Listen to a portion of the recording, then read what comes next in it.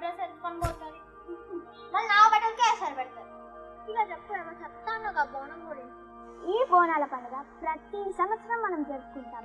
ఆషాఢ మాసంలో అదే అమ్మవారే తానుగా పుట్టింటికి వస్తారని ప్రజల నమ్మకం. బోనంని పసుపు కుంకుమలతో అందంగా అలంకరిస్తారు. ఇంకా దీని ప్రత్యేకత ఏంటంటే ఈ బోనాల పండుగకి శివశక్తులు కూడా వస్తూ ఉంటారు. కాకతీయ కాలం నుంచి ఇప్పటి వరకు మనం ఈ ఆచారాలని పాటిస్తూ వస్తున్నాం.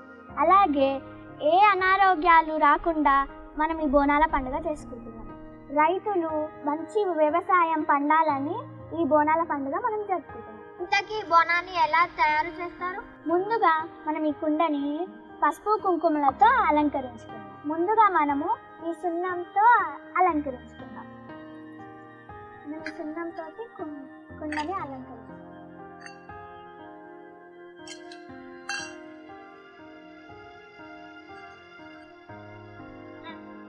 దీంట్లో కొన్ని వాటర్ కలుపుకుందాం.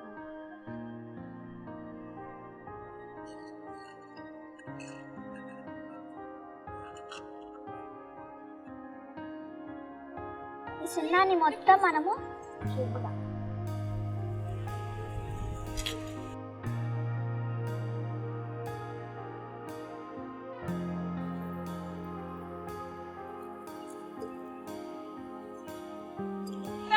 మా అమ్మ పిలుస్తుంది, బాయ్ బాయ్. ఇప్పుడు మనం కొద్దిగా నూనె పోసుకుందాం. వేళ్ళతో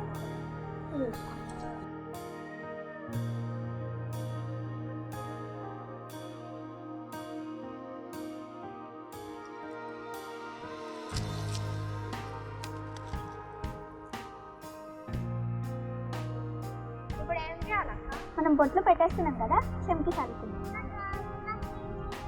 నువ్వు చిన్నపిల్లవు.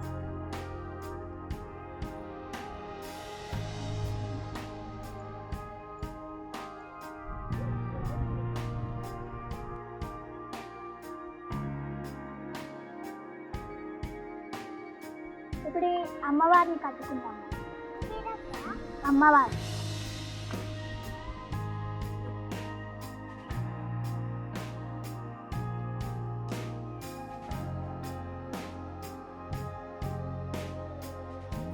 మనం అమ్మవారిని కట్టేస్తున్నాం కదా. ఇప్పుడు మనం ఇప్పుడు పూలను పెట్టుకున్నాం కదా, అమ్మవారికి ప్రీతికరమైన పరమాన్నం ఇందులో వేసుకుంటాం. ఎక్కడికి వెళ్తున్నాం మను? ప్రసాదం పెట్టావా?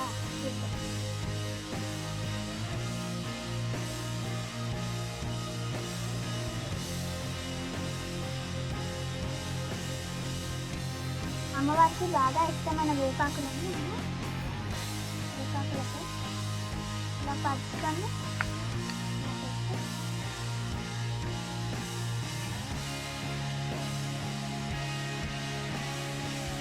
మనం వీటికి కూడా పూలు కట్టుకున్నాం కదా. ఇప్పుడు దీన్ని ఇక్కడ పెట్టేసి దీంట్లో కొద్దిగా పెరుగు పోస్తుంది.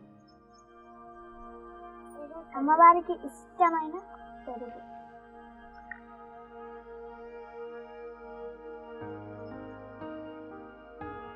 ఇప్పుడు మనము దీపాన్ని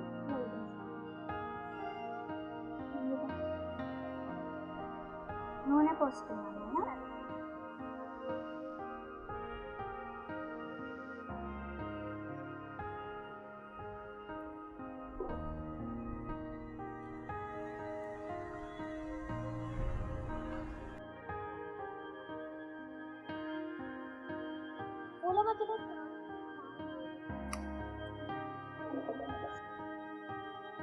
మన బోనం తయారైంది.